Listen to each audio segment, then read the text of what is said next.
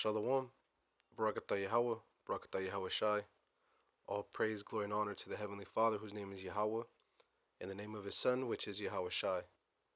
Double honors to the elders and the apostles of the nation of Israel, better known as the Great Millstone.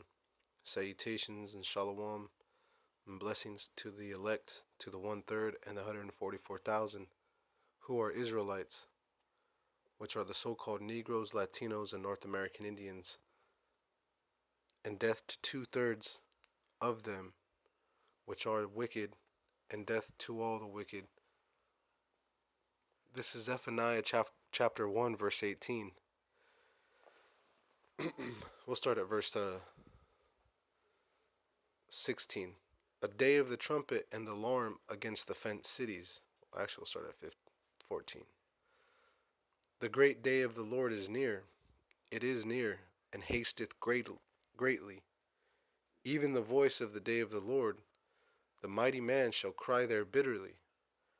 That day is a day of wrath, a day of trouble and distress, a day of wasteness and desolation, a day of darkness and gloominess, a day of clouds and thick darkness, a day of the trumpet and alarm against the fenced cities and against the high towers. And I will bring distress upon men, that they shall walk like blind men, because they have sinned against the Most High Yahweh. And their blood shall be poured out as dust, and their flesh as the dung. Neither their silver nor their gold shall be able to deliver them in the day of the Lord's wrath. But the whole land shall be devoured by the fire of his jealousy, for he shall make a speedy riddance of all them that dwell in the land. The previous video mentioned a quote, and I don't know who said it or started it, or where the phrase originated from, but the wording is success loves speed, and the Most High is very successful. Everything that he says will take place will happen, and I believe that's in Isaiah, that his word will not return unto him void, but it shall accomplish that which where he sent it, and what it pleaseth him. Okay, so everything that we see now is the beginning of sorrows. These are the birthing pains, as a woman giving birth to a child. It's a very chaotic and hectic time for her, and women can die from the delivery, and that's what's going to happen. This virgin daughter of Babylon, America, is going to die. There is no revival of America. To make it great again, what is to say that the Heavenly Father doesn't exist. There is nothing about America that needs to exist in this world. It's full of pollution, spiritual and physical. And there's no, this is just a place of our captivity. Just as Egypt has fallen and has never rose back to the height of its power, America is no different. And America is the beam and the shining light, the beam in the tower of the so-called white man. This is their pride and joy. This is their expert prison. This is their huge moneymaker. You know, Amazon to this day is still registered as a startup company and avoids tons of taxes. And so things like that are designed for them to succeed, and not for you Israelites, you so-called Native American, Latino, and Negro people. So this day to come, it says, the whole land shall be devoured by the fire of his jealousy, for he shall make a speedy riddance of all them that dwell in the land. In that day of fire and wrath and speedy riddance is going to be with ICBM nuclear missiles. These countries that are developing them and pouring 70%, 50 to 70% of their budget into their military.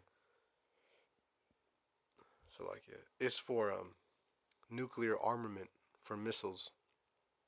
The modern day sword, the way the armies fight nowadays is with projectiles. That's the modern day sword. And so those things, those weapons create fire. And when America's time comes and the day of wrath, a day of trouble and distress, a day of wasteness and desolation, a day of darkness and gloominess, a day of clouds and thick darkness, utter confusion, a day of the trumpet and alarm against the fenced cities and against the high towers. This day is to remove them from power and to deliver us, the elect, 1/3, 144,000 people. Okay, and those are three different classifications. The 144,000 are men, are the prophets. Okay, then you have the 1/3, the large multitude that came out of all the nations. Those are Israelites and that are living as citizens in other areas and may even look like other ethnicities, but their lineage, the seed, the line of their seed, their hierarchy, their lineage goes back to being what we know as today of the Negro, Latino, North American Indian people. So this day will be a day to deliver them and to keep them near to the Most High. So this is a day of celebration. Now, a lot of people, there's going to be more people to be destroyed than delivered. And that's what makes those Israelite men so precious. The 1/3, the 144,000, the elect. It's going to make the nation of Israel a very precious people again to the Most High. And that's his motto and his forte. It's at Deuteronomy, the 7th chapter, I believe. Let's pull it up.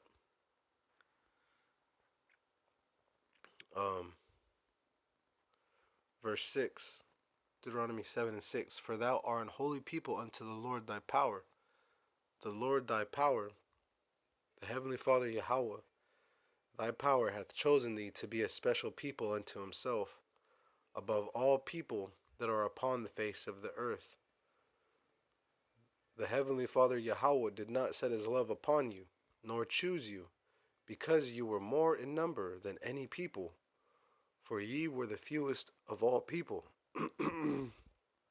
But because Yahweh hath loved you, and because he would keep the oath which he had sworn unto your fathers, hath the Most High Yahweh brought you out with a mighty hand, and redeemed you out of the house of bondmen, and from the house, or from the hand of Pharaoh, king of Egypt. Know therefore that the Most High Yahweh thy power, he is the power, the faithful power, which keepeth covenant and mercy with them that love and obey him, and keep his commandments to 1,000 generations, and repayeth them that hate him to their face, to destroy them. He will not be slack to him that hateth him. He will repay him to his face. And so that characteristic of the Heavenly Father is not to be smirked at. The day is coming where he is going to make good on the promise. And for him, it's only been a couple of days, but for us, it's been hundreds of years.